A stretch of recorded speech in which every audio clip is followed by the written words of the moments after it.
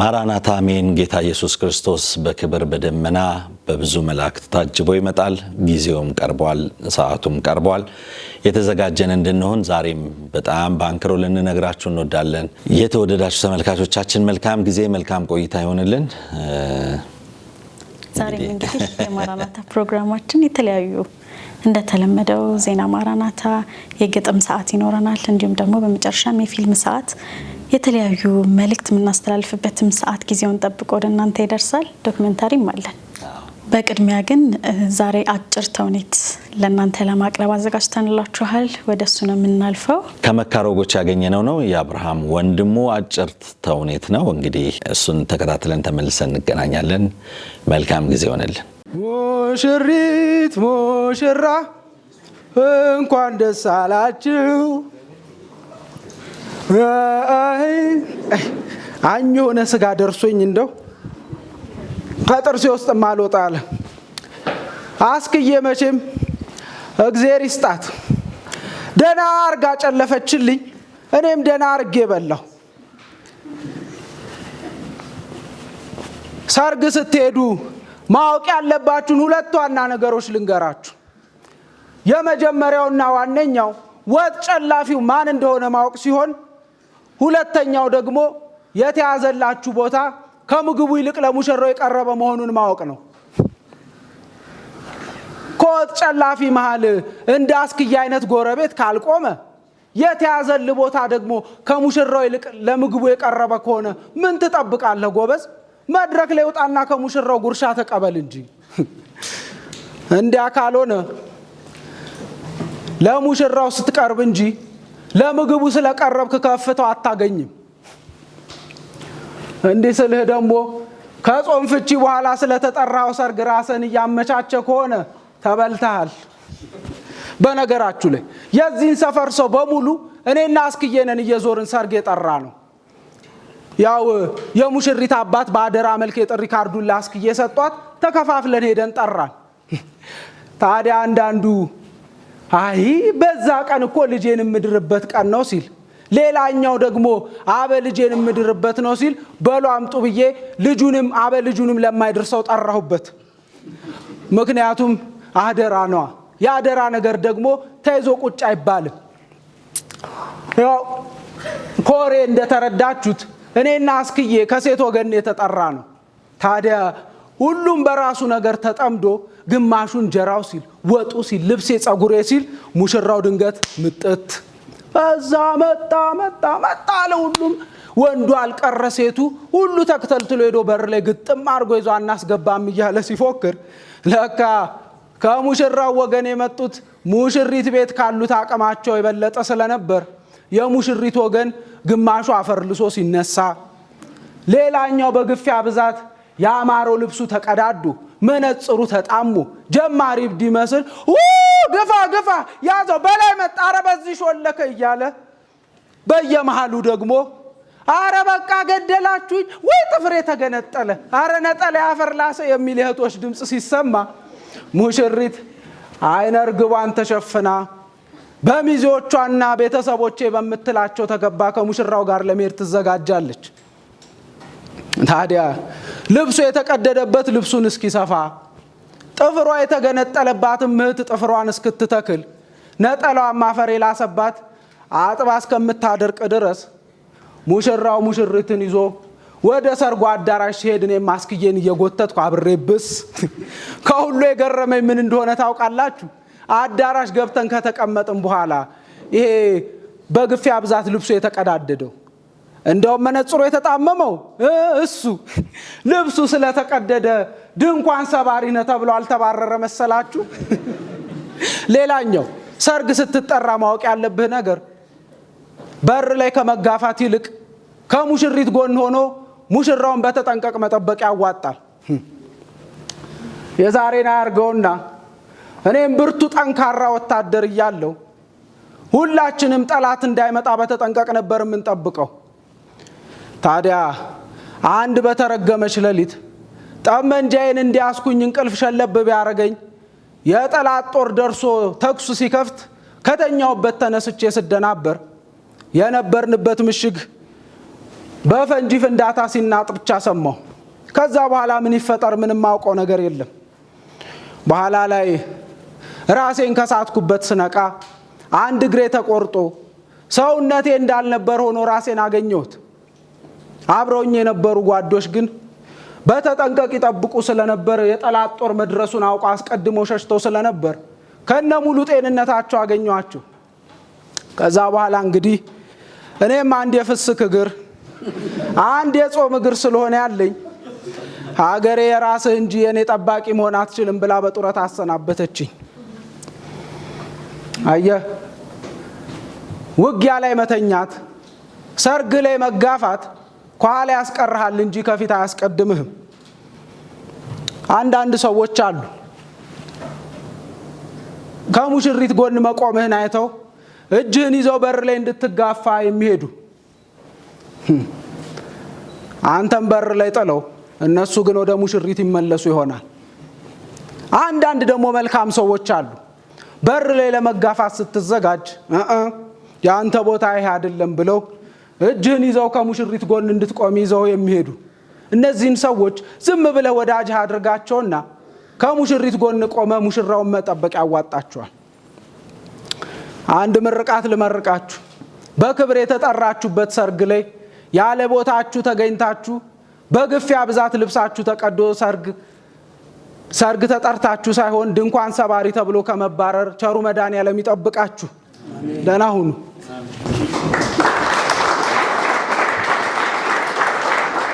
ተመልካቾቻችን በመከታተል ላይ የምትገኙት የማራናታ ሳምንታዊ ፕሮግራማችንን ነው። በፕሮግራሞቻችን ላይ ያላችሁን አስተያየት በሶሻል ሚዲያዎቻችን እንዲሁም ደግሞ በአጭር የጽሁፍ መልእክት ስክሪናችን ላይ በምታዩት ልታስተላልፉልን ትችላላችሁ።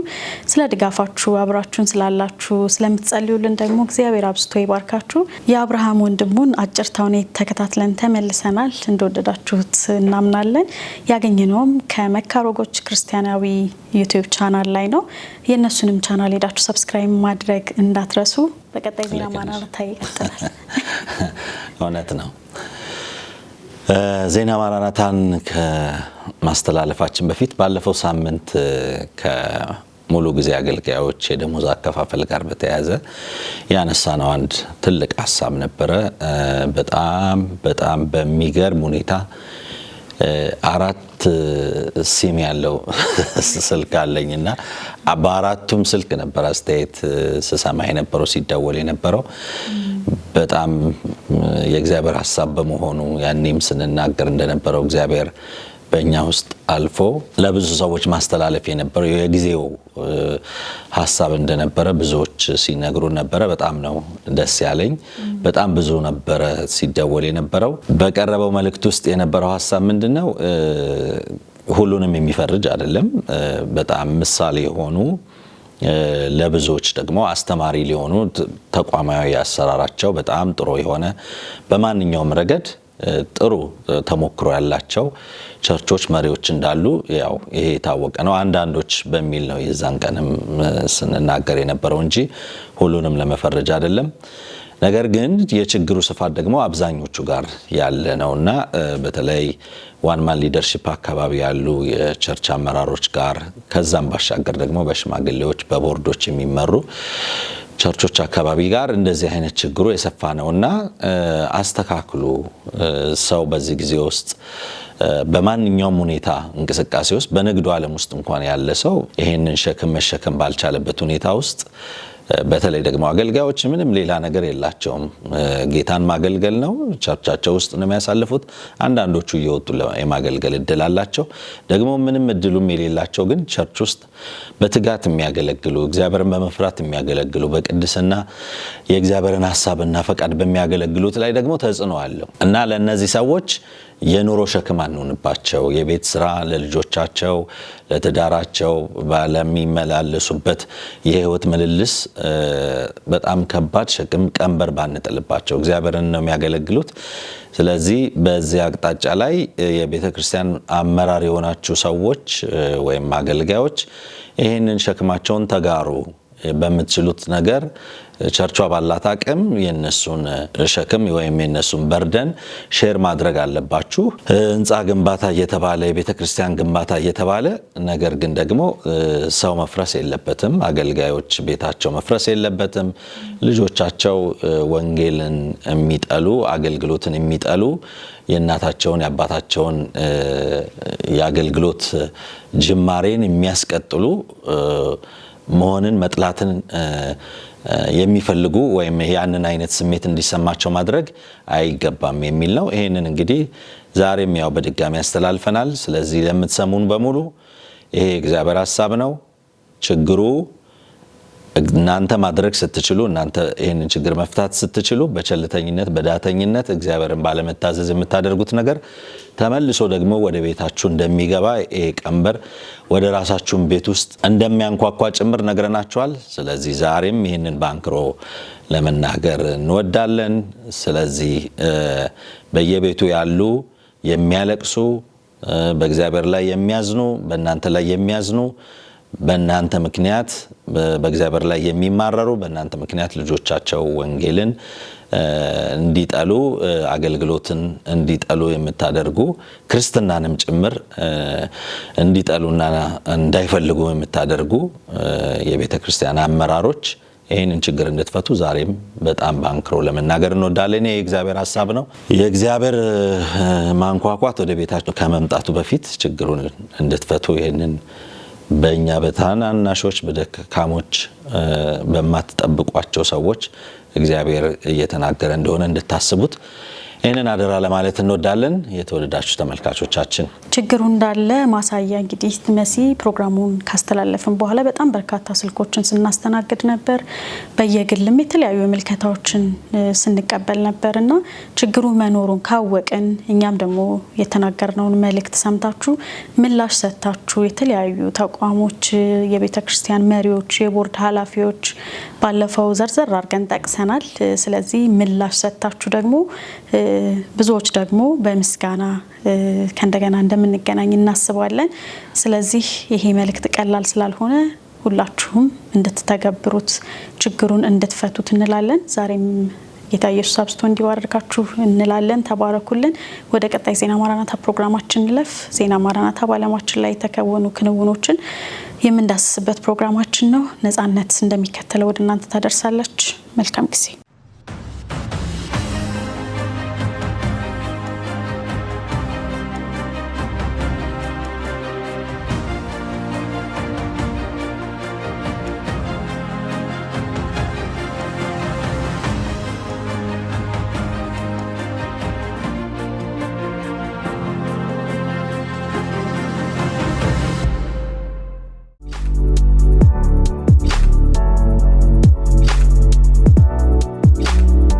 ሰላም ለእናንተ ይሁን። ከተለያዩ ዓለም አቀፍ የዜና ምንጮች ያገኘናቸውን ዓለማችን ያለችበትን የዘመን ሁኔታ በግልጽ ያሳያሉ ያልናቸውን መረጃዎች ወደ እናንተ የምናደርስበት የማራናታ የመረጃ ሰዓታችን ነው። ከዜናዎቹ ጋር ነጻነቱ አቁማ ነኝ።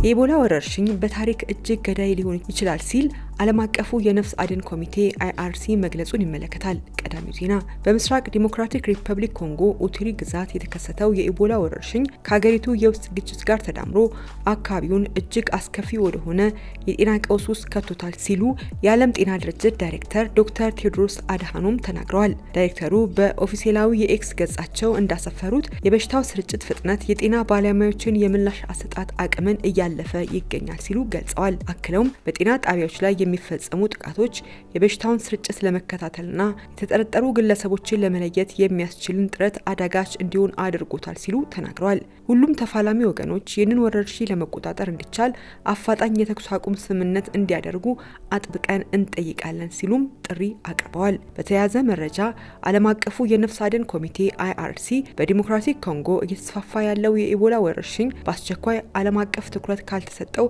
በታሪክ እጅግ ገዳይ ወረርሽኝ ሊሆን እንደሚችል ማስጠንቀቂያ ሰጥቷል። በባንግላዴሽ በኩፍኝ ወረርሽኝ ቢያንስ 86 ህጻናት ህይወታቸው ማለፉ መሰማቱን ይመለከታል ተከታዩ መረጃ። ከሟቾች በተጨማሪ 426 የሚሆኑ ህጻናት በወረርሽኙ መያዛቸውን ያስታወቀው የባንግላዴሽ የጤና ሚኒስቴር ነው። ባንግላዴሽ በኩፍኝ ወረርሽኝ በከፍተኛ ሁኔታ እየተጎዳች መምጣቷን ሚኒስትሩ ገልጿል። በተለይ በገጠሪቱ የሀገሪቱ ክፍል ኩፍኝ በከፍተኛ ፍጥነት እየተስፋፋ ነውም ተብሏል። የባንግላዴሽ የጤና ሚኒስቴር አክሎ ከመጋቢት እስከ ሚያዝያ ድረስ ብቻ ለ62507 ዜጎች ምርመራ መደረጉንና 8494 በወረርሽኙ መያዛቸውን ማረጋገጡንም አስታውቋል። ወደ ቀጣዩ እንለፍ። በአውሮፓ ከቅርብ ጊዜ ወዲህ በተከሰተው ከፍተኛ የሙቀት ማዕበል ሂትዌቭ ወቅት በክፍት ውሃ ውስጥ በመዋኘት በርካታ ሰዎች ከሞቱ በኋላ ሰዎች በክፍት ውሃ ውስጥ መዋኘታቸው አደገኛ መሆኑን ማስጠንቀቂያ መሰጠታቸውን ይመለከታል። ሮያል ላይፍ ሴቪንግ ሶሳይቲ RLSS የተባለ ድርጅት እነዚህን አሰቃቂ አደጋዎች ተከትሎ ባወጣው ማስጠንቀቂያ አብዛኛዎቹ ሰለባዎች ህጻናት መሆናቸውን ገልጾ የአየር ሁኔታው መሞቅ በሚያሳዝን ሁኔታ ድንገተኛ የመስመጥ አደጋዎችን ጨምሯል ብሏል። በውሃ ውስጥ ቢያንስ 7 ወጣቶች ህይወታቸውን ያጡ ሲሆን ትንሹ ባለፈው ማክሰኞ ከሰዓት በኋላ በላንካሻየር ወንዝ ውስጥ የሞተው የ12 ዓመት ታዳጊ ነው ተብሏል። በተጨማሪም በሌሎች ተመሳሳይ አደጋዎች የ60ና የ70 ዓመት ዕድሜ ያላቸው አንድ ወንድና አንዲት ሴት ህይወታቸው ማለፉም ተነግሯል። ወደ ቀጣዩ እንለፍ። ሜታ 8000 ሰራተኞቹን ሊያሰናብት መሆኑን በድጋሚ መግለጹን ይመለከታል። ሜታ ሰራተኞቹን የሚቀንሳቸው ሰራተኞቹ የሚሰሩትን ስራ በሰው ሰራሽ አስተውሎ ለመተካት በማቀዱ ነው ተብሏል። ኩባንያው ባለፈው ሚያዝያ ከጠቅላላ ሰራተኞቹ 10 በመቶ የሚያህሉትን ለመቀነስ ማሰቡን አስታውቆ ነበር። ሜታ በቀጣይ በተጨማሪ ከ7000 በላይ ሰራተኞችን ለመቀነስ በእቅድ መያዙም ተገልጿል። ሰራተኞች በበኩላቸው የፊርማ ማሰባሰብ ስራ ጀምረዋል ተብሏል። በርካታ ሰራተኞች ከባልደረቦቻቸው እነማን እንደተቀነሱ ለማወቅ ዋትስአፕ ግሩፕ ከፍተው የተከታተሉ መሆናቸውም ተገልጿል። የካቶሊክ ቤተክርስቲያን ርዕሰ ሊቃነ ጳጳሳት ሊዮ ሰው ሰራሽ አስተውሎት ትጥቅ መፍታት አለበት ሲሉ ማስጠንቀቃቸውን ይመለከታል ተከታዩ ዜና። የካቶሊክ ቤተክርስቲያን ርዕሰ ሊቃነ ጳጳሳት ሊዮ ወደ ጵጵስና ከመጡ ወዲህ ለመጀመሪያ ጊዜ ባቀረቡት ትልቅ የማስተማሪያ ሰነድ ላይ ሰው ሰራሽ አስተውሎት ወይም AI ትጥቁን ሊፈታ እንደሚገባ አስጠንቅቀዋል። ቃሉ ጠንካራ ነው አውቃለሁ፣ ነገር ግን ሆን ብዬ ነው የመረጥኩት፣ ምክንያቱም ይህ ጊዜ ትኩረትን መሳብ የሚችሉ ቃላት ያስፈልጉታል ብለዋል። ከAI ጋር በተያያዘ በርካታ ድብቅ አደጋዎች ሊኖሩ እንደሚችሉ የሚገልጸው የርዕሰ ሊቃነ ጳጳሳት ሊዮ መልእክት ስልጣን ላይ ያሉ አካላት አደጋዎቹን የማስወገድ ቀጥተኛ ኃላፊነት እንዳለባቸው በግልጽ አስፍሯል። ርዕሰ ሊቃነ ጳጳሳቱ በጦርነት ውስጥ AIን መጠቀምን ያወገዙ ሲሆን የሰው ልጅ በጦር መሳሪያዎች ላይ ያለውን ቁጥጥር መቀነስ የጦርነቱን ፍትሐዊነት ይበልጥ ጥያቄ ውስጥ እንዲገባ ያስችለዋል ብለዋል። የአርቲፊሻል ኢንተለጀንስ የጦር መሳሪያ እሽቅድድም ሊነሳ እንደሚችልም አስጠንቅቀዋል። አንድም አልጎሪዝም ጦርነትን የሞራል ተቀባይነት ያለው ሊያደርገው አይችልምም ሲሉ ጽፈዋል። የAI ጥቅም ላይ መዋል ጦርነትን በተፈጥሮ ኢሰብአዊ የሆነ ድርጊት መሆኑን እንደማያስቀርም ተናግረዋል።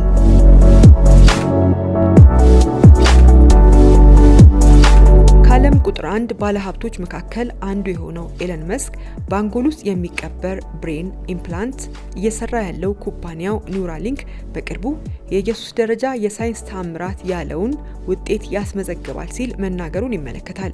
ቀጣዩ ዜና።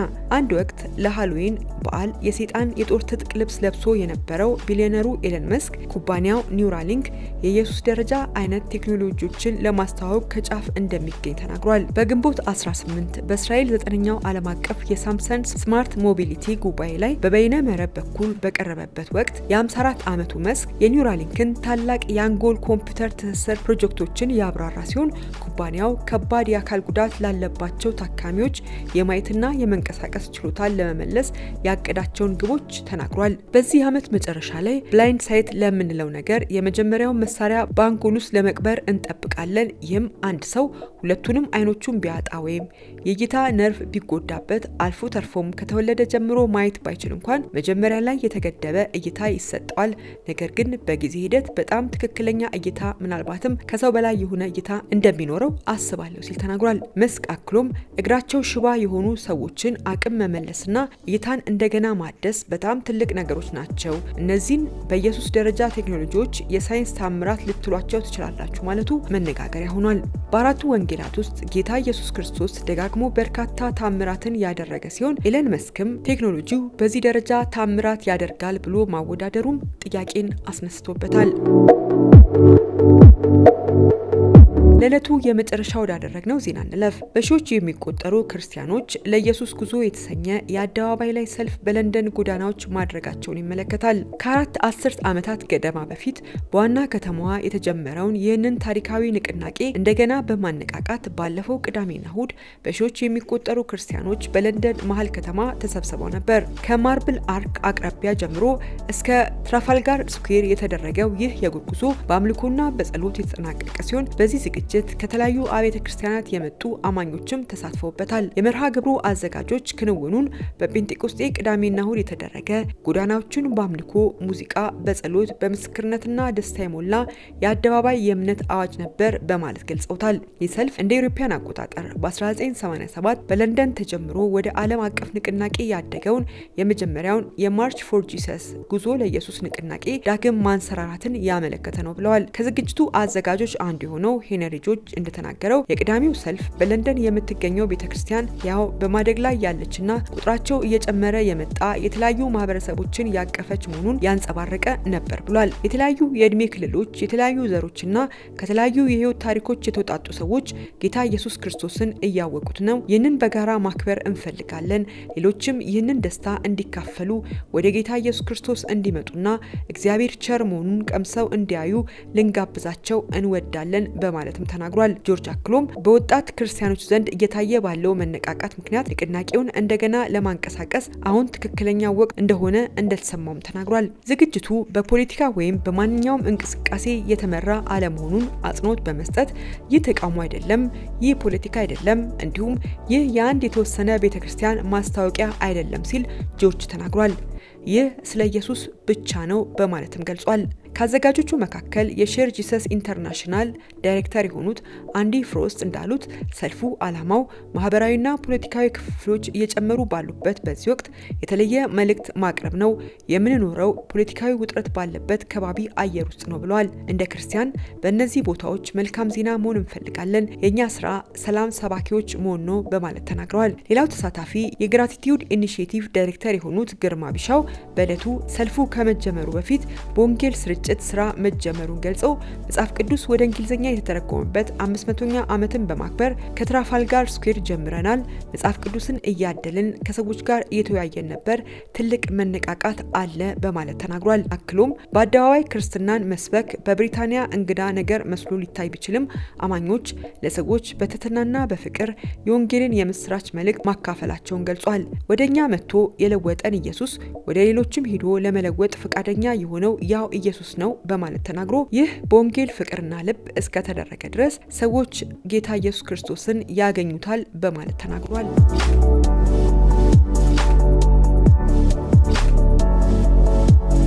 ይህ ዘመን ጦርነትና የጦርነት ወሬ፣ የተፈጥሮ መቃወስና አደጋ፣ የሞራል ውድቀትና ልቅነት እየጨመረ ያለበት የምናየውና የምንሰማው ሁሉ በእርግጥም ዘመኑ የመጨረሻ ዘመን መሆኑ የሚታይበት ነው። በመሆኑም በተዘጋጀ ኑሮ የጌታ ኢየሱስ ክርስቶስን ዳግም ምጽአት እንጠባበቅ በማለት ለዕለቱ ያዘጋጀንላችሁን ከተለያዩ ዓለም አቀፍ መገናኛ ብዙሃን ያሰባሰብናቸውን የማራናታ ዝግጅት ዜናዎች በዚሁ እናበቃለን።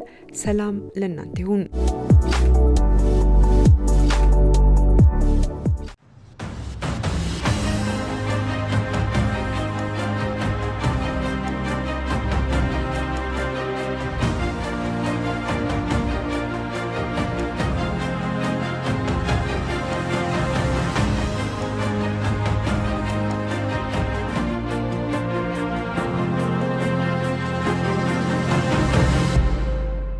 የተወደዳችሁ ተመልካቾቻችን የማራናታ ፕሮግራማችን ይቀጥላል። ቀደም ሲል ባቀረብናቸው በአጭር ተውኔቱና ደግሞ በዜና ማራናታ ትልቁም ነገር እንደጨበጣችሁ ተስፋ እናደርጋለን። አሁንም ፕሮግራማችን ይቀጥላል። በድጋሚ መልካም ቆይታ ይሆንላችሁ። ፕሮግራማችንን በሚመለከት ለምትሰጡን አስተያየት ዛሬ ምስጋናችንን ከልብ እናደርሳለን። ጌታ ኢየሱስ ክርስቶስ አብዝቶ ይባርካችሁ። በተለይ ደግሞ ባለፈው ሳምንት ባነሳነው ርዕሰ ጉዳይ ላይ ብዙዎቻችሁ በእንባ ጭምር ነበር ስትነግሩን የነበረው። ጌታ ኢየሱስ አብዝቶ ይባርካችሁ። አብራችሁን ስለቆማችሁ ደግሞ የኛንም ሐሳብ ስለተጋራችሁ ወደፊትም ደግሞ በእንደዚህ አይነት መሰለ ሐሳቦች ላይ የምናነሳቸውን ሐሳቦች እናንተም ጭምር በጸሎት እያገዛችሁን አብረን እንደምንቀጥል ተስፋ እናደርጋለን። እግዚአብሔር አምላክ ይባርካችሁ። ወደ ቀጣዩ ፕሮግራማችን እንለፍ። አዎ ወደ ቀጣዩ ፕሮግራማችን ከማለፋችን በፊት ከሱም ጋር የተያያዘ ስለሆነ ሰሞኑን በአንዳንድ ሚዲያዎች ላይ ያየው ነበረ ስለ ቨርቹዋል ኦቲዝም። ኦቲዝም እንግዲህ ዘርን፣ ሃይማኖትን፣ ቀለምን፣ ሀብትን ሳይለይ አብዛኞቹን ሰዎች ደጅ እያንኳኳ ያለ በተለይ አሁን ደግሞ በተለይ ቨርቹዋል ኦቲዝም የሚባለው ከሶሻል ሚዲያ ከስክሪን ጋር አጠቃቀም ባለው ልጆችን በጣም ኢንጌጅ እያደረገ ያለ የኦቲዝም አይነት ነውና ስለሱ የተወሰነ ነገር ብለን ወደ ቀጣዩ ፕሮግራም እናልፋለን። ምንድነው ቨርቹዋል ኦቲዝም? በተፈጥሮ በመናገር የሚጀምሩ ህጻናቶች አሉ ማለት እንግዲህ እንደ ማንኛውም የተወለዱ ህጻናቶች ንግግር ችለው ማለት በሂደት ማለት ነው እየተናገሩ ያደጉ ህጻናቶች ሊሆኑ ይችላሉ። ነገር ግን በተወሰነ እድሜ ክልል ላይ ሲነጫነጩ፣ ሲያለቅሱ፣ የተለያየ ነገር ሲፈልጉ ለማስታገሻ ተብሎ ወይም ዝም ለማሰኘት ተብሎ በሚሰጥ ስልኮቹን እያዩ ምናምን ብዙ ጊዜ በዝምታ እንዲያሳልፉ ምናምን በሚደረገው ሂደት ወይም በዛ መንገድ ውስጥ የሚከሰት የኦቲዝም አይነት ነው። ብዙ ጊዜ ብዙ ወላጆች ያለ እድሜያቸውም ጭምር ስልኮቻቸውን ለህፃናት እየሰጡ በጥሩ ንግግር ውስጥ በጥሩ ሂደት ውስጥ ያደጉትን ልጆች ወደዚህኛው ቨርቹዋል ኦቲዝም ወይም ዲጂታል ኦቲዝም ወደሚባለው ነገር ውስጥ እንዲገቡ የማድረግ ወይም ደግሞ እንዲጎዱ የማድረግ ነገር በተመለከተ ነው እንግዲህ ሰሞኑን ትልቅ ዜና ሆኖ ያየነው። ይሄ የሀገራችንም ጭምር ዜና ነው። በየቤታችን ለልጆቻችን የምንሰጠው ስልክ እንደ ማባቢያነት የምንጠቀመው ሲመገቡ እንዲሁም ሲረብሹን ዝም እንዲሉ የምንሰጣቸው ስልክ ወይም ደግሞ ስክሪን ላይ ያላቸው ሰዓት በበዛ ቁጥር እነሱን ደግሞ ለበሽታ የማጋለጡ አቅም ከፍተኛ እንደሆነ እየተነገረ ያለበት ሁኔታ ነው ያለው። ከዚህ ጋር በተያያዘ የሶሻል ሚዲያ አጠቃቀም ከዚህ በፊት በጣም ብዙ ጊዜ በማራናታ ፕሮግራም ስንሰራ ነበረ። እናንተ የምታስታውሱት ነው። አሁንም ይህን ጉዳይ ለማንሳት ወደናል። ቨርቹዋል ኦቲዝም ከመብዛቱ ጋር በተያያዘ እንዲሁም ደግሞ እኛ ክርስቲያኖች እኛ የወንጌል አማኞች ሶሻል ሚዲያዎቻችንን እንዴት ነው የምንጠቀመው፣ እንዴት ነው ልጆቻችን እንዲጠቀሙ እየረዳናቸው ያለው የሚለውንም ለማሰብ እንድታስታውሱም ትምህርትም እንድትወስዱበት አንዲት ማያ ካሲ የተባለች ሴት ከሞት መልስ ያየችውን በተለይ ከሶሻል ሚዲያ አጠቃቀም ጋር በተያያዘ የምታጋራን ምስክርነት ይኖራታል። የ17 ዓመት ታዳጊ ነች። ክፍል 1 ዛሬ ወደ እናንተ የሚቀርብ ነው የሚሆነው። ክፍል 2 ደግሞ የሚቀጥለው ሳምንት ወደ እናንተ ይደርሳል ማለት ነው። እሱ እንከታተላለን። መልካም ቆይታ። My name is Maya Cassidy. I'm 17 years old. ስሜ ማያ ካሲ ይባላለሁ። 17 ዓመት ከሞላኝ ሰንበትበት ተወያለሁ። በህዳር 5 ቀን ማለዳ በመታጠቢያ ቤቴ ወለል ላይ ህይወቴ ያለፈ። የመኪና አደጋ አልነበረም፣ የካንሰር ህመም አልነበረም። የገዛ ልቤ በቃኝ ብሎ እጅ ሰጠ። ሞቴ የነበረው ልክ ማለዳ 1 ሰዓት ከ14 ደቂቃ ሲል ነበር። ሰዓቱን በትክክል አውቀዋለሁ፣ ምክንያቱም አይኖቼ ስልኬ ላይ ተተክለው ነበር። ለትምህርት ቤት ለመዘጋጀት እየታገልኩ ነበር። ነገር ግን እጆቼ ክፉኛ ይንቀጠቀጡ ስለነበር የጥርስ ብሩሽ እንኳን መያዝ አልቻልኩም። ይህ የልብ ህመም ለኔ አዲስ አልነበረም፣ ምክንያቱም የልብ ህመም ገና ከ14 ዓመቴ ጀምሮ የነበረ ልክ እንደ ጥላ የሚከተለኝ ህመም ነው። በሰዓቱ ደረቴን ውጥር አድርጎ ይዘኛል። ህመሙን ልነግራችሁ አልችልም። በጣም ምቾት ይነሳል።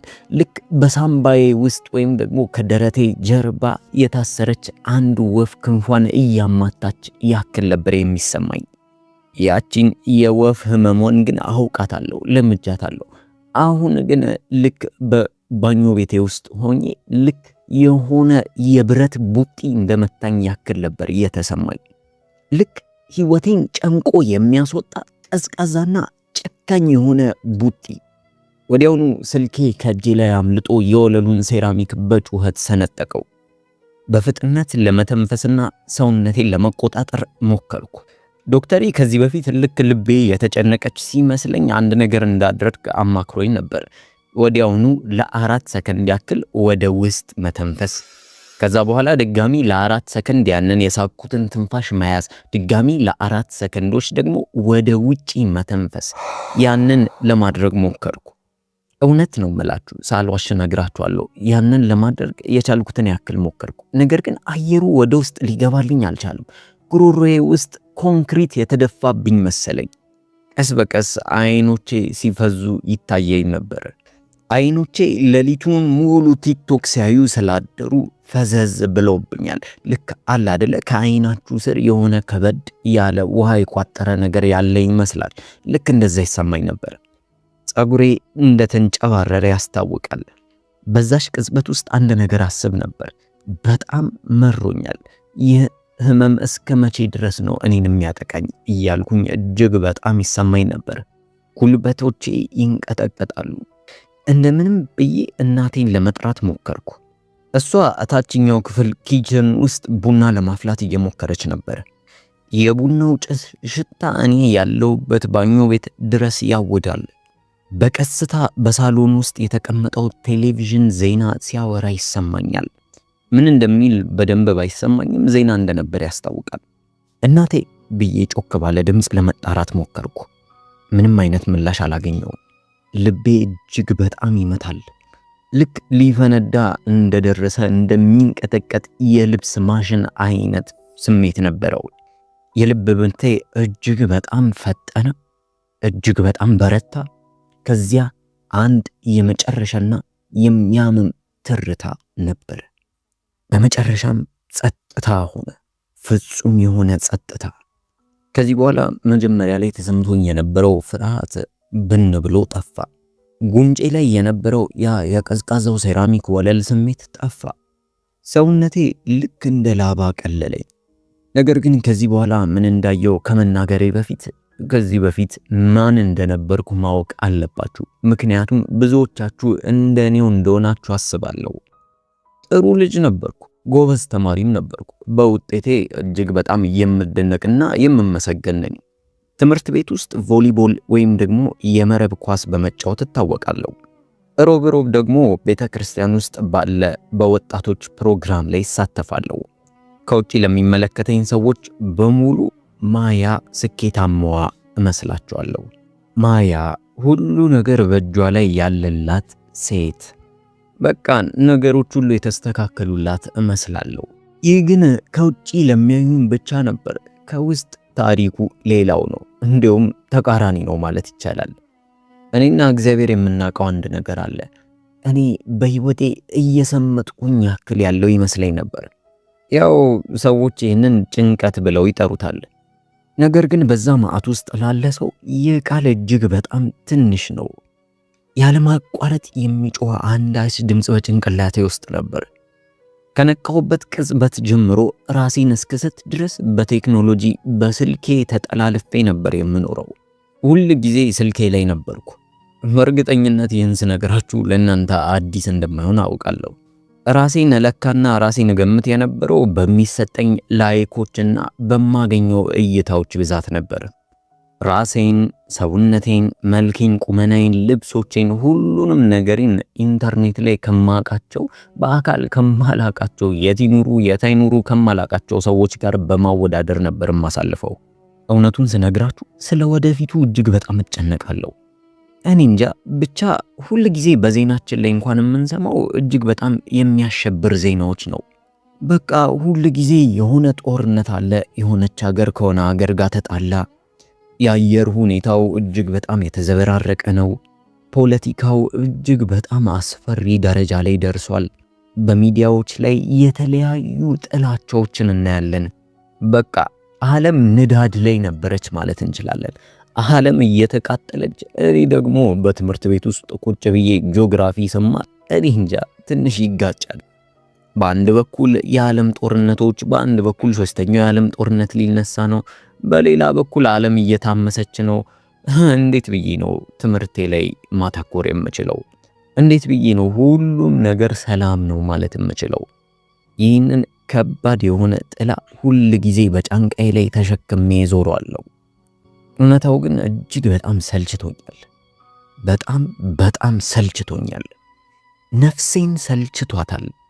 አስታውሳለሁ ከመሞቴ ከጥቂት ቀናቶች በፊት አንድ ነገር አስብ ነበር። በቃ ይሄ ነው ህይወት ማለት፣ ይሄ ነው መኖር ማለት፣ ይሄ ነው እያልኩ ራሴን እጠይቃለሁ። እስክንሞት ድረስ መጨነቅና የተለያዩ በጭንቅላታችን ውስጥ የማያቆሙ ጫጫቶች ማለት ነው ኑሮ። በሰዓቱ ይህንን ላስብ እንጂ ምን ያህል ለምላሹ ቅርብ እንደነበርኩ አላወቅኩም። ልክ በዛች ቀን ልብ ምቴ እንዳቆመ ያ ሁሉ በጭንቅላቴ ውስጥ ያለማቋረጥ የሚጮህ ጫጫታ በሙሉ ጸጥ ረጭ አለ። መጀመሪያ ያስተዋልኩት ነገር እሱን ነበር። ያ ያለማቋረጥ ይረብሸኝ የነበረው በጭንቅላቴ ውስጥ የነበረው ድምፅ በአንድ ቅጽበት ጸጥ አለ። ልክ ቤት ውስጥ ያለ የሚጮህ የልብስ ማሽን በድንገት ሶኬቱ ሲነቀል ያለው ጸጥታ በውስጥ የተሰማኝ። በሰዓቱ ሁሉም ነገር ጸጥ አለ። ያ ይጮህ የነበረው የልብ ምቴ እንኳን ዝም አለ። ምንም ማስጠንቀቂያ እንኳን አልነበረውም። ከዛ ወዲያውኑ ራሴን ደገፍኩና ቆምኩኝ። መሬት ላይ አንዲት የወደቀች ልጅ አየው። ትንሽ ትመስላለች። እንጉርጉርና ወፍራም የሆነች ጃኬት ለብሳለች። አጭር ቁንጣ የሆነ የቢጃማ ቁንጣም ለብሳለች። ጸጉሯ በባኞ ቤት ወለል ላይ ተዝረክርኳል። አንድ እጇ ፊቷ አጠገብ ነው። ነገር ግን በቅጽበት ውስጥ ያቺ መሬት ላይ ተዘርራ የነበረችው ሴት እኔ እንደሆንኩኝ ገባኝ። ለኔ ይህ አዲስ ነገር ነው። ነገር ግን ይህን በማየቴ አልፈራውም። አለመፍራቴ ግን ግራ ገብቶኛል። ምክንያቱም ነገሩ ሊያስፈራኝ ይገባ ነበር። አስቡት እስቲ የገዛ ሰውነታችሁ መሬት ላይ ሞቶ ተዘርሮ ብታዩት ምን አይነት ስሜት ሊሰማችሁ ይችላል? ነገሩ ግን ለኔ ልክ እጅግ በጣም ግዙፍና ከባድ የነበረን ኮት አውልቆ እንደመጣል ነበር። የሆነ ሸክም እንዳወለኩኝ ገብቶኛል። ወዲያውኑ ከውጪ ማያ ብሎ የሚጣራውን የእናቴን ድምፅ ሰማሁ። የሽንት ቤቱ በር ወለል ብሎ ተከፍቶ ነበር። እናቴ የሮጠች ስትገባ አየዋት። ያ ትኩስ የነበረውን ቡና የያዘውን ብርጭቆን ወዲያውኑ መሬት ላይ ወርውራ ጣለችው። ብርጭቆ ተሰብሮ ቡናው እንዳለ መሬት ላይ ፈሰሰ። ማያ የኔ ልጅ እያለች ወዲያውኑ በጉልበቷ ወደቀች። መሬት ላይ ያለውን የሞተውን ሰውነቴ ወዲያውኑ አቀፈችው። የሞተችውን ልጇን እየነቀነቀች ከትከሻዋ እየነቀነቀች እባክሽን ተነሺ እያለች ጉንጯን በጥፊ 1-2 ትመታ ነበር። ምራቋ አፏ ላይ እስኪታይ ድረስ ትጮኻለች። ስትጮህ ስሜን ስትጠራ ለኔ በጥራት አይሰማኝም ነበር። ልክ በውሃ ስር ሆና እንደምትጮህ ነበር የሚሰማኝ። እናቴ ደህና ነኝ ብዬ ለመንገር ሞከርኩ። አጠገብሽ እኮ ነኝ አልኩኝ። ወደ እሷን ጠጋ ብዬ ትከሻዋን ለመንካት ሞከርኩኝ። ላረጋጋት ፈለግኩ። ነገር ግን እጄ በሚያስገርም ሁኔታ በእሷ ሰውነት ውስጥ አልፎ መሄድ ችሎ ነበር። ልክ ጭስ በጭስ ውስጥ እንደሚያልፍ ነበር። ጭስን ለመንካት እንደመሞከር ነው። ልትሰማኝም ሆነ ልታይኝ አልቻለችም ነበር። በሚንቀጠቀጠው እጇ እየተንቀጠቀጠች ስልኳ ላይ 911 ደውላ ፖሊስ ለማናገር ስትሞክር አየሁ። ጣቶቿ ከመንቀጥቀጡ የተነሳ የተለያዩ ቁጥሮችን ትነካ ነበር።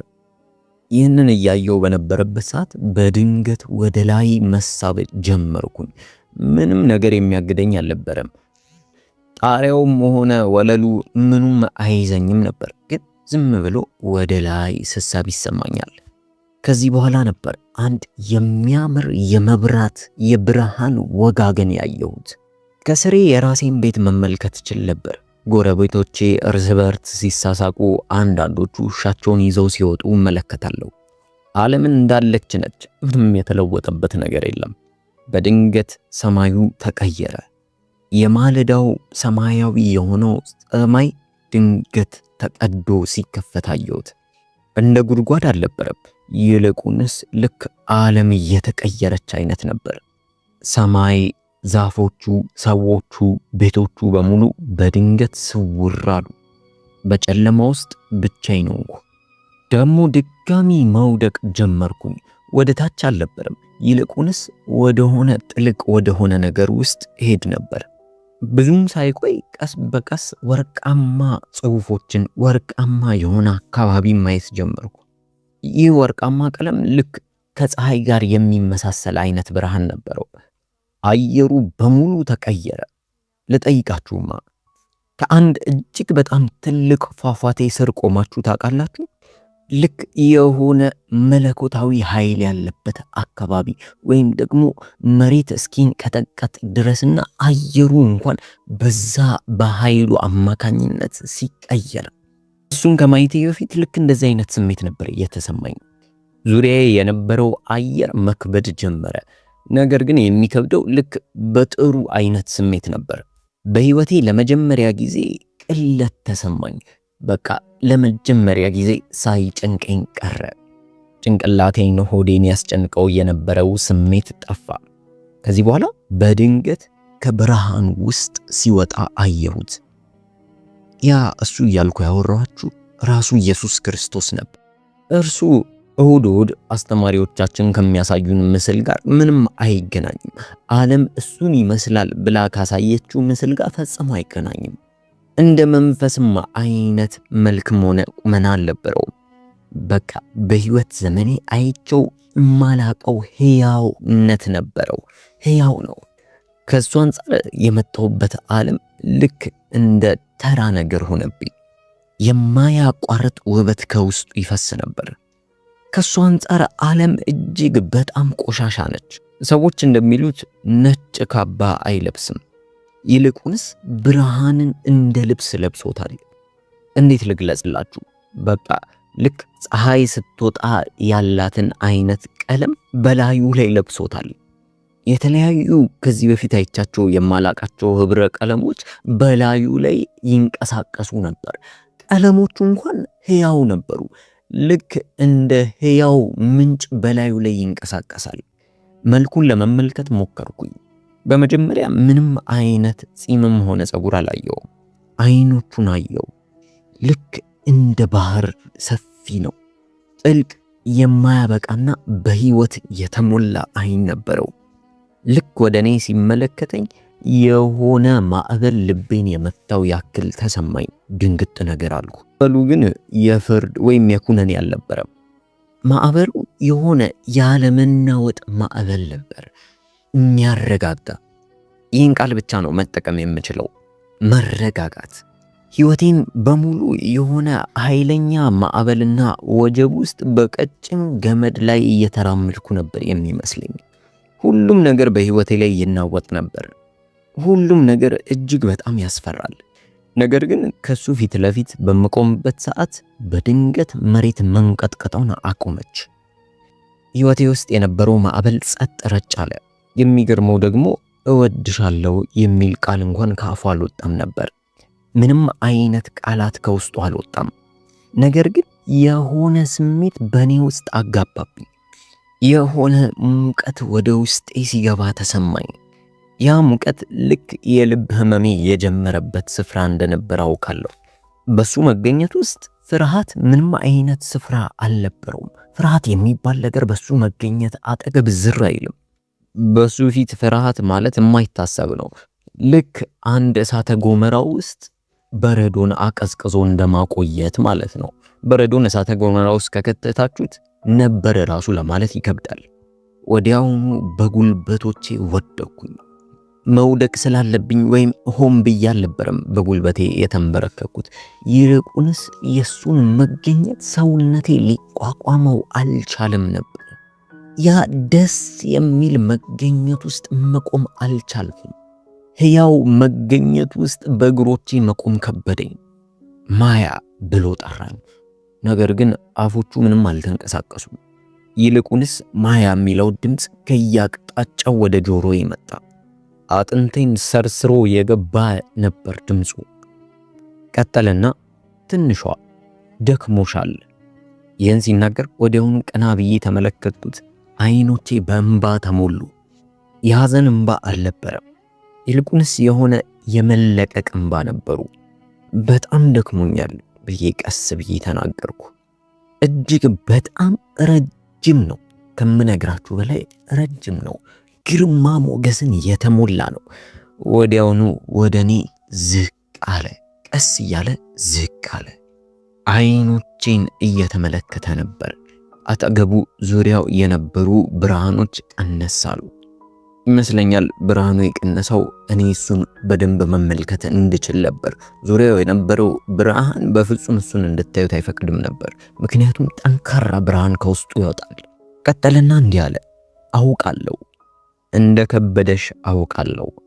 እንዲህ ያለኝ እጆቹን ዘረጋና ጭንቅላቴን መዳበስ ጀመረ። ከእጆቹ ወደ ውስጤ የሆነ ጠንካራ መለኮታዊ ኃይል ተላለፈ። ነይ እነዛ ጫጫታዎች ከየት እንደሚመነጩና ለምን እንደሚመጡ ላሳይሽ አለኝ። ወዲያውኑ የነበርኩበት አካባቢ ቅይር አለ። ምድርን መመልከት ቻልኩኝ። ምድር ልክ ቲቪ ላይ እንደሚያሳዩን አልነበረችም። ይልቁንስ ጨለማ ነበረች። በሚሊዮኖች የሚቆጠሩ ጥቃቅን ብርሃኖች ብልጭ ድርግም ሲሉ ተመለከትኩኝ። ሰዎች ነበሩ። ቀረብ ብለሽ ተመልከች ብሎ ኢየሱስ ነገረኝ። አትኩሬ በመመለከትበት ሰዓት ብዙ ነገር ይታየኝና ግልጽ ይሆንልኝ ጀመረ። የተማርኩበትን ሃይ ስኩል፣ የምኖርበትን አካባቢ በሙሉ በጥራት አየሁ። በስተመጨረሻ እጅግ በጣም የሚያስገርመኝን አንድ ነገር ተመለከትኩኝ። አንድ ድር የሚመስል ነገር አየሁ።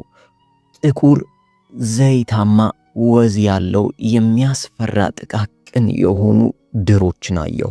ሙሉ ከተማው በዚህ ድር ተሳስሮ ነበር። ውስብስብ ያለ ድር እላዩ ላይ አለ። ልክ እንደ ድፍድፍ ዘይት ይመስላል። ጥቁርና የሚያጠባብቅ ነው።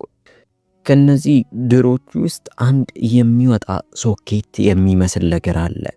ልክ እንደ ኬብል አይነት ነገር ነው። እነዚህ ኬብል የሚመስሉ ነገሮች ሰዎች ላይ እየሄዱ ይጣበቁና ይሰኩ ነበር። በተለይም ደግሞ ዋነኛ ኢላማ የነበረው ወጣቱ ትውልድ ነው። አንድ ወጣት የሆነ እድሜው ቢያንስ እስከ 18-17 የሚደርስ የኔ እኩያ የሚሆን ልጅ ተመለከትኩኝ። በክፍል ውስጥ ሆኖ የሆነ ጌም ይጫወት ነበር። ታዲያ ይህ ወጣት ከሚጫወትበት ስልክ ጀርባ አንድ ጥቁር ይህ ኬብል ወጣና ከጭንቅላቱ ኋላ ላይ ተሰካ። በድጋሚ ሌላ ሴት አልጓ ላይ ተኝታ አየው። ይቺ ሴት አልተኛችም። በአልጓ ላይ ሆና በጨለማው ክፍል ውስጥ ስቅስቅ ብላ ታለቅስ ነበር። ስልኳን እየነካካች እያየች ነው። በዚህች ሴት አንገት ላይ ይህ ጥቁር የሆነ ኬብል አንገቷ ላይ ተንጠልጥሏል። እስከሚያንቃት ድረስ አንገቷ ላይ ትብትብ ብሏል። ደግሞም የጓደኛ ግሩፖችን ተመለከትኩኝ። ያሳዝናል። እነዚህ ግሩፖች ተቀጣጥረው ተገናኝተው ነገር ግን በአፋቸው እያወሩ አልነበረም። ሁላቸውም አንገታቸውን ሰበር አድርገው ስልካቸውን ይነካካሉ። እውነት ከውጪ ስትመለከቱት በጣም የሚያሳዝን ነገር ነው። ልብ ይሰብራል። እነዚህ ጥቋቁር የሆኑ ሶኬቶች እነሱም ጀርባ አንገት ላይ ተሰክቶ ነበር። እርስ በርሳቸው አያገናኛቸውም። ይልቁንስ በከተማዋ ላይ እየዋለለ የነበረው ጥቁር ደመና ላይ ተሰክቷል። ምንድነው ብዬ ጠየቅኩኝ። ይህንን በማይበት ጊዜ ብቻ እንኳን ህመም ይሰማኝ ነበር። በጣም ያንገሸግሻል። ኢየሱስም ባዘነና ጥልቅ በሆነ ድምፅ እንዲህ አለኝ፣ እነዚህ ማጣሪያዎች ናቸው እያለ ያቺ አንገቷ የታነቀችውን ሴት አሳየኝ። የምታያት ሴት የደበራት ወይም ደግሞ ጭንቀት ውስጥ ያለች ይመስላታል። የተሰበረች ይመስላታል። እውነታው ግን እንደዛ አይደለም። ይልቁንስ መርዝ እየተመገበች ነው። በእርግጥ ይህ ትውልድ ከየትኛውም ትውልድ በላይ መንቃት የሚችልና መትጋት የሚችል ትውልድ ነበር።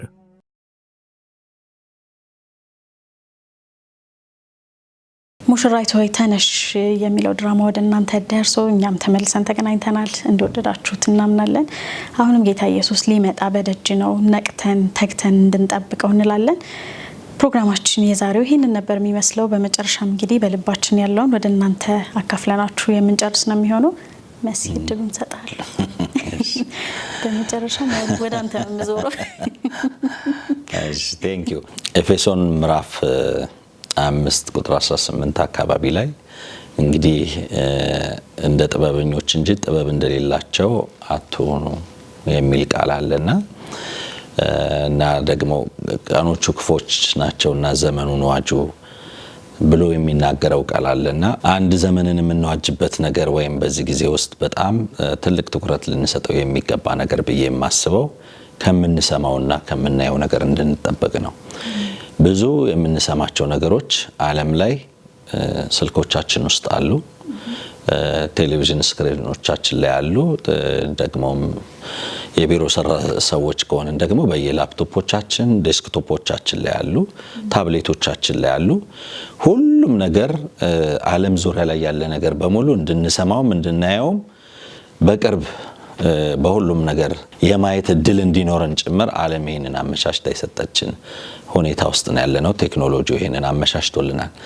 ነገር ግን ደግሞ የእግዚአብሔር ቃል ከጥንት እንደተጻፈልን ከምናየውም ከምንሰማውም ነገር እንድንቆጠብ የምንሰማቸውና የምናያቸው ነገሮች በሙሉ ደግሞ በጥንቃቄ እንድናይ እንድናስተውል የምንናገረውንም ነገር እንድንጠበቅ የእግዚአብሔር ቃል ለአንደበቴ ጠባቂ አኖር ብሎ ዳዊት እስከሚናገር ድረስ ይህንን የእግዚአብሔር ቃል ያዘናልና እዚህ ዘመን ውስጥ መጠበቅ ትልቅ ነገር ነው። ከመስማትም ከማየትም ከመናገርም ማለት ነው። ስለዚህ የቤተ እምነት መሪዎች አንዳንድ ነገሮችን ከመስማትም ከመናገርም ከማየትም ብትቆጠቡ መልካም ነው። በመታዩት ነገር የምትሰጧቸው መግለጫዎች፣ በመታዩት ነገር የምትናገሯቸው ንግግሮች ቤተ እምነቶችን ዋጋ እስከማስከፈል የደረሱበት ሁኔታ አለና አንዳንድ ነገሮች በመግለጫ የሚቆሙ አይደሉም። አንዳንድ ነገሮች መግለጫ ስለሰጠን ለውጥ እናመጣለን ማለት አይደለም። መግለጫ አቋም ነው። ግን አቋምን በምንናገርበት ጊዜ የማህበረሰቡን የእውቀት ደረጃ የመቀበልን ደረጃ ግምት ውስጥ ያስገባ መሆን አለበት። ከምንም ነገር በላይ ደግሞ እንደ እግዚአብሔር ቃል ያልሆኑ አቋሞቻችንን በሶሻል ሚዲያ የተራገቡ ብለን በሶሻል ሚዲያ የሆነ ሐሳብ መጣ ብለን የምንናገራቸው የምንሰጣቸው ሐሳቦች አንዳንዴ እግዚአብሔር ዝም እንድንል እንኳን እየፈለገ እኛ ተናጋሪዎች ስንሆን እኛንም ቤተ እምነቶቻችንንም ቸርቾቻችንም ማህበረሰቡንም ጭምር ዋጋ እንድናስከፍል ያደርገናልና ጥበብ እንደሌላቸው ሰዎች አንሆን። ጥበብ እንዳላቸው ሰዎች ብዙ እንደሚያስተውል ሰው እንሆን። አንዳንድ ነገሮች በውስጥ መሰራት ያለባቸውን ነገሮች በማን አለብኝነት አደባባይ ላይ ወተን መናገር ቤተ እምነቶቻችንን ዋጋ እያስከፈለ ነው። ትልልቅ ቤተ እምነቶች በምትሰጧቸው በምትናገሯቸው ነገሮች ቸርቾቻችሁን፣ ማህበረሰቦቻችሁን፣ ተከታዮቻችሁን ብዙ ዋጋ የከፈላችሁበትን ብዙ ዋጋ ተከፍሎበት የመጣውንም ወንጌል ጭምር ዋጋ እያስከፈለ ያለበት ሁኔታ ውስጥ ነው ያለው። እንደዛና እንደዚህ ማለት ብዙም ባያስፈልግም ከምናያቸውም ከምንሰማቸውም ከምንናገራቸውም ነገሮች እንድንቆጠብ ይህንን ዛሬ በጣም ባንክሮ በተለይ ለቤተ እምነት መሪዎች በትልልቅ ደረጃ ላይ ላላችሁ የአብያተ ክርስቲያናት መሪዎችም ጭምር ለመናገር እንወዳለን። አንድ ነገር አሁን 2 ጊዜ ማሰብ ሳይሆን 7 ጊዜ ማሰብ የሚያስፈልግበት ጊዜ ነው። ሰው ሁሉ በቅንነት ይቀበላል ብሎ ማሰብ በጣም ሞኝነት ነው። ነገር ግን ደግሞ የምንናገራቸው የምንሰማቸውም የምናስተላልፋቸው መልእክቶች በእግዚአብሔር ቃል የተቀመሙና በብዙ ጸሎት በብዙ ምክር በብዙ እግዚአብሔርን በመፍራት በብዙ ደግሞ የእግዚአብሔር ቃል እውነትን ተንተርሶ መሆን ያለባቸው ናቸውና ይህንን ዛሬ ለመሪዎች መቼም እኛ ለእናንተ መናገር የሚገባን ሰዎች ባንሆንም፣ ነገር ግን ደግሞ በታላቅ ትህትና የምትሰጧቸው መግለጫዎች፣ የምታወጧቸው የአቋም ሀሳቦች፣ የምትሰጧቸው ኢንተርቪዎች፣ የምትናገሯቸውን ነገሮች በሙሉ አንድ አይደለም 7 ጊዜ አስባችሁ ብታደርጉ መልካም ነው። አንዳንዱ በውስጥ አሰራር የምትለውጡት የምታስተምሩት ቻሌንጅ የምታደርጉትን ነገር በውስጥ አሰራር ማድረግ የምትችሉትን ነገር ሁሉን ነገር ወደ አደባባይ ማውጣት ዋጋ ያስከፍላልና ይህንን እንደ ቤተ እምነት መሪዎች ብዙ ሕዝብ ተከታይ እንዳላችሁ ብዙ ሕዝብ እናንተን እንደሚሰማ የእናንተን አቋም እንደሚከተል እናንተን ሰምቶ ደግሞ ወደ ቀጣይ እርምጃ እንደሚሄድ ይህንን ግንዛቤ ውስጥ እንድታስገቡ በታላቅ ፍቅርና አክብሮት ይህንን ለመናገር እንወዳለን። ጌታ ኢየሱስ ክርስቶስ ዘመናችሁን ይባርክ። እንግዲህ የዛሬው መልእክት ሐሳባችን ይሄ ነው። ከምናየውና ከምንሰማው ነገር እንጠበቅ። የዛሬው የማራናታ ፕሮግራማችን መልእክታችን ነው። መስዬ እግዚአብሔር አብስቶ ይባርክ። ተመልካቾቻችንም እግዚአብሔር አብስቶ ይባርካችሁ። በትዕግስት በፍቅር ስለምትሰሙን እናመሰግናችኋለን። የዛሬው የማራናታ ፕሮግራማችን እስካሁኑን ይመስል ነበር። ሳምንት ጌታ ቢፈቅድና ብንኖር የምንገናኝ ይሆናል። ለዛሬው ግን ሰላም።